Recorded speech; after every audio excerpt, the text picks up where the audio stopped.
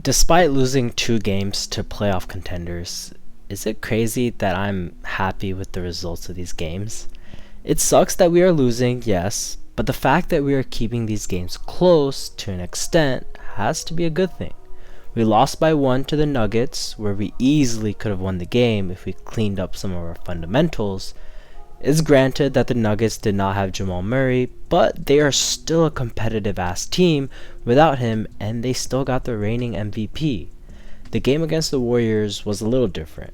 We were tight with them up until the third quarter, and as us Rockets fans know, the Warriors are the kings of the third. They lead the league in third quarter point differential and probably have been leading that category every year that they were championship contenders. Not to my surprise, they blew the game open in the third, as they do. But both of these games have uncovered some things that needs to be talked about as we head into the next game and for the rest of the season. The first thing I must do is give some props to Daniel THEIS. Round of applause. Before this weekend, myself and the Rockets community as a whole has been shitting on Daniel THEIS for his lackluster play on both the offensive end and especially on the defensive end. But it was justified. However, this weekend we saw the best version of THEIS and the reason we signed him. He had 18 points against the Nuggets and 14 against the Warriors. More importantly, he was shooting the ball really well in both games, going 3 for 4 from the 3 and hitting quite a few mid-range spot-ups as well. And his defense was solid. Obviously, he did not lock down Jokic, no way he can do that, but he did get to him a few times and forced some misses that were a welcome sight. However, the biggest observation was the fact that THEIS seems to be the brains of our operation. It was clear that he was setting up our defense every single time we hit that end of the floor, telling the youngsters where to be positioned and what to expect and what to do. There were even times when he was coordinating the offense as well. Hopefully the youngsters, particularly Kevin Porter Jr., can embrace that role towards the end of the season. But it was nice to see his veteran experience and leadership come in handy. Big up THEIS and his work that he put in this weekend. Now let's talk about Jalen Green. I think it's time to fire the alarm for his chances at winning Rookie of the Year. Now I'm not ruling him out, but Scotty Barnes is playing at an absurd level right now. I know he is 19 and I'm still confident that he will become the star we know he can be, but he is more of a project than any of us thought. It could just be me, but I feel like he has lost that swagger that he has when he was playing in the summer league. He has been lacking in the scoring department and his efficiency has been outright terrible. I would love to blame coaching, but that would just be me being delusional to that true problem at hand. I hope it is just a youngster having issues with traveling and the large amount of games in a short time span. But I think these next few days of rest will definitely help him and he should have a great bounce back game against the Pistons. That being said, he has shown amazing playmaking abilities and potential in these last two games that I did not know he had.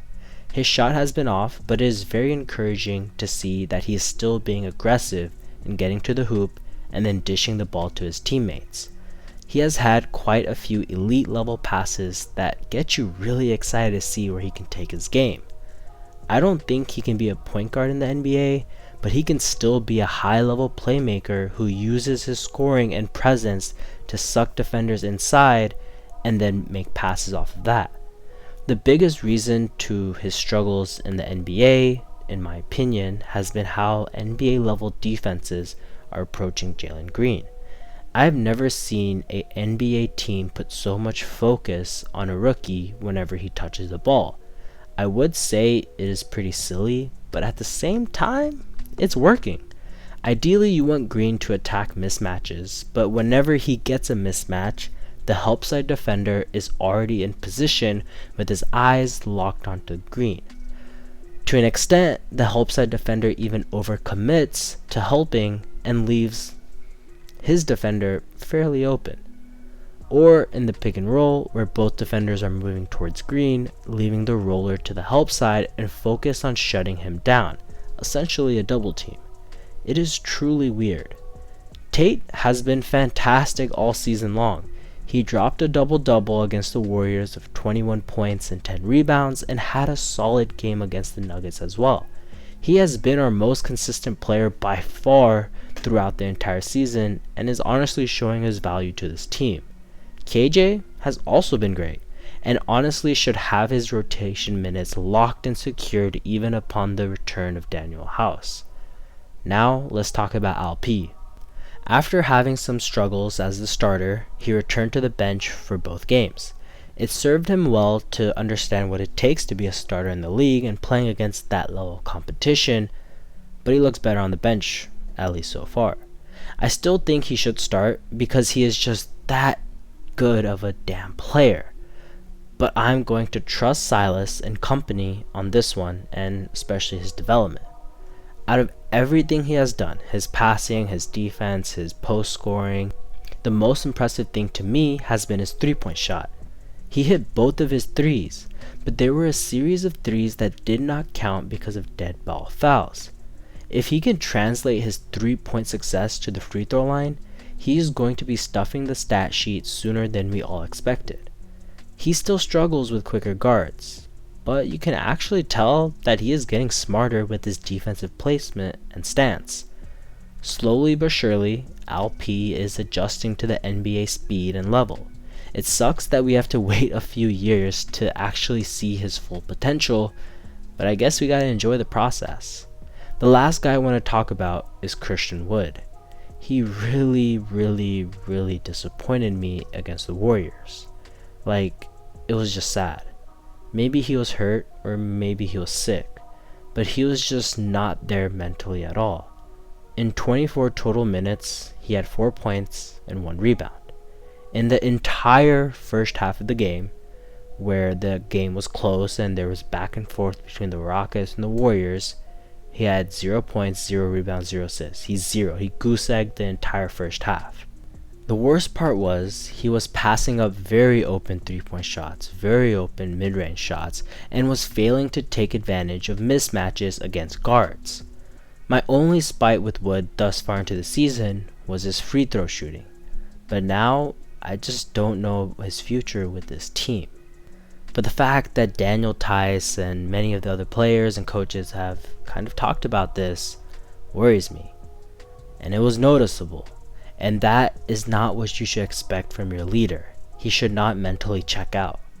The Rockets get a much needed 2-day mental and physical rest for a very winnable game against the Pistons. Considering how we have been playing against the contenders of the West, we should win this game fairly easily. It is the first time Green and Cade will be playing against each other, and TNT will be covering the game. Almost every fan who watches TNT or is interested in basketball will see this game. The spotlight will be on this game, and I'm honestly intrigued to see who's going to take advantage of that spotlight from both of these teams who have been struggling and emerge as stars.